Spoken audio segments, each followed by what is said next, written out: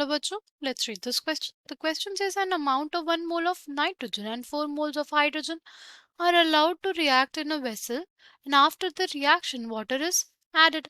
Aqueous solution required 1 mole of HCl for complete reaction, right? Mole fraction of hydrogen in the gas mixture after the reaction is option A 1/6, option B 5/6, option C 1/3, option D 2/3. The key concept for this question is, what is mole fraction? Mole fraction is basically किसी component का लिखना है, suppose किसी ए component का, तो हो जाएगा number of moles of A by total number of moles now अगर हम लोग बात करें, पहले क्वेश्चन में क्या बोला है कि हमें दिया हुआ है 1 मोल ऑफ नाइट्रोजन और 4 मोल्स ऑफ हाइड्रोजन, राइट? उनको रिएक्ट कराया गया और उनके रिएक्शन के बाद उसमें क्या डाल दिया गया, वाटर डाल दिया गया। अच्छा, जब हमारे पास नाइट्रोजन और हाइड्रोजन का रिएक्शन होगा तो क्या बनेगा, हमारे पास बनेगी अमोनिया, राइट?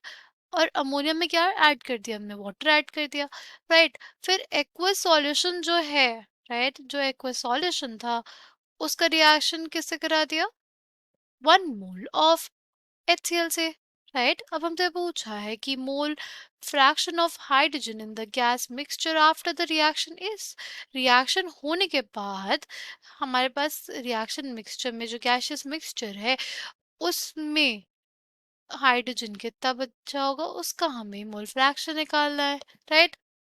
सबसे पहले रिएक्शन किसकी थी, नाइट्रोजन से हाइड्रोजन की, तो क्या हो जाती है वो, it is N2 + 3H2 gives us 2NH3।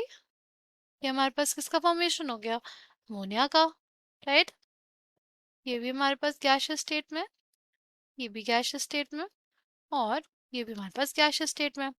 फिर इसमें अमोनिया में वाटर ऐड किया गया, वाटर ऐड करने के बाद उसका रिएक्शन कराया गया किससे, उसका रिएक्शन कराया गया HCl से, राइट? HCl से रिएक्शन करने के बाद क्या फॉर्मेशन हो जाएगा, NH4Cl का।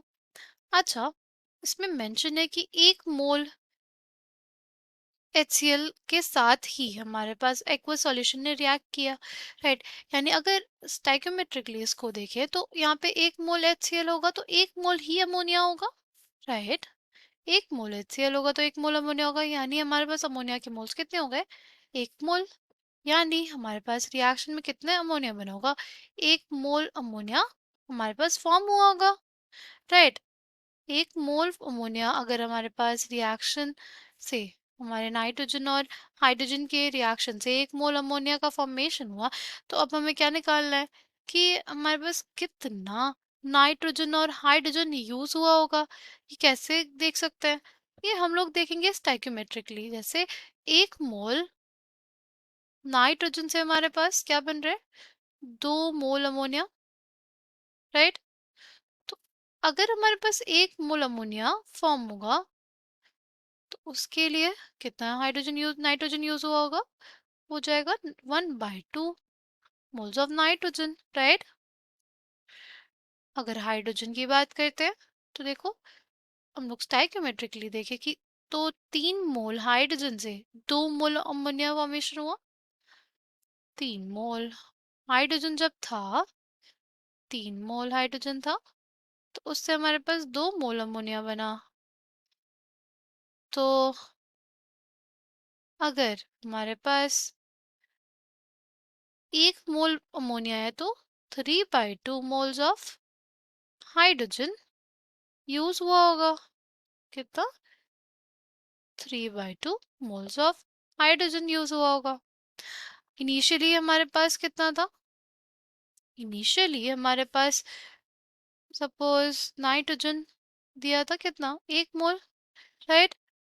और हाइड्रोजन कितना दिया था, 4 मोल।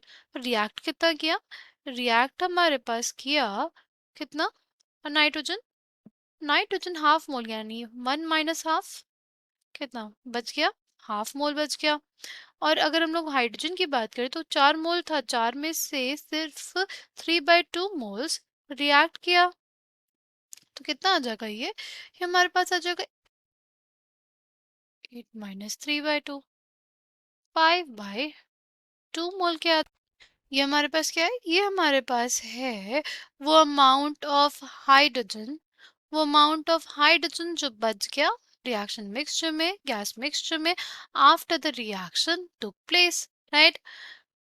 और अमोनिया कितना बना था हमारे पास? इनिशियली तो अमोनिया नहीं था, 1 मोल अमोनिया बना था, उसके बेसिस पे तो हमने निकाला है, राइट। नाउ हमें मोल फ्रैक्शन निकालना है किसका? हाइड्रोजन का in the gaseous mixture. Mole fraction क्या हो जाएगा? Mole fraction of hydrogen after the reaction has taken place, वो किसके बराबर हो जाएगा? Number of moles of hydrogen which is left, which is 5/2 by total number of moles। तो total number of 5/2 plus कितने moles of ammonia बचा है? Half. 5/2 plus half आ जाएगा हमारे पास। कितना आ जाएगा ये? It will come out to be 5/6। कितना आ जाएगा? It will come out to be 5/6। The correct answer for this question will be option B। I hope you understood it well. Thank you and all the best.